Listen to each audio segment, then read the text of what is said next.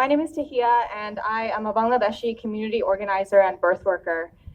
I work with the Nesting Doula Collective, as was described. We are a group of racialized doulas who support Black, Indigenous, and birthing people of color here on the island and on the Lower Mainland. I have the absolute honor and privilege to support my community members through one of life's biggest transitions. And in witnessing and welcoming new life into the world, one of the greatest lessons I have learned is that birth work is not simply about supporting the experiences of pregnancy and labor.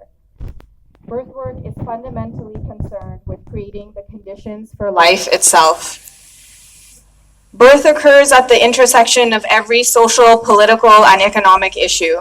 This includes housing security, food justice, poverty, and income inequity, harm reduction, Indigenous sovereignty, violence prevention, abolition, access to healthcare, and of course, border imperialism and migrant justice.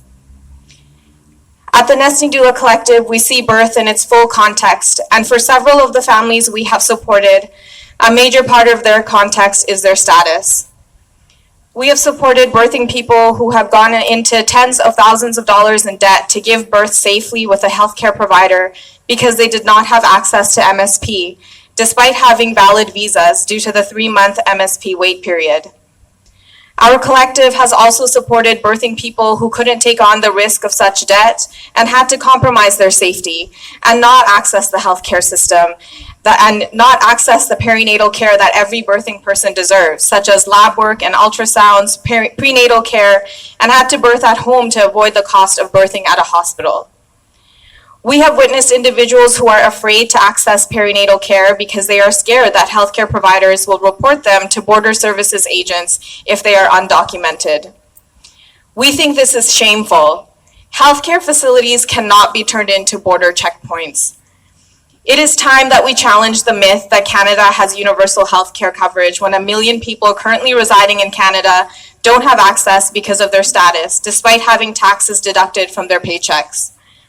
Healthcare should be unconditionally universal and a human right, and access to healthcare should never come with fear. However, this is not just a healthcare issue, this is a racial justice issue. Why is it that Ukrainian refugees receive MSP coverage from the day of arrival for 3 years, while Palestinian refugees from Gaza only get 90 days of coverage, and Sudanese refugees don't get any healthcare coverage at all? This is not just a racial justice issue either, this is a gendered issue as well. Access to reproductive and sexual health is essential for migrant women. Everyone should have reproductive choice, whether that's contraception, conception, birth, and/or pregnancy termination. These choices should never be impeded by borders or migration status.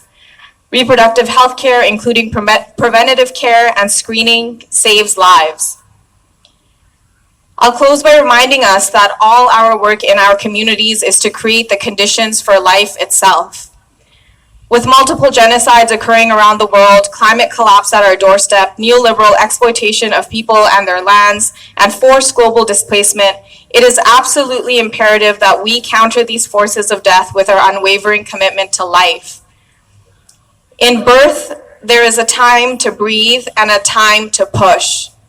And right now, this is our time to push. Thank you.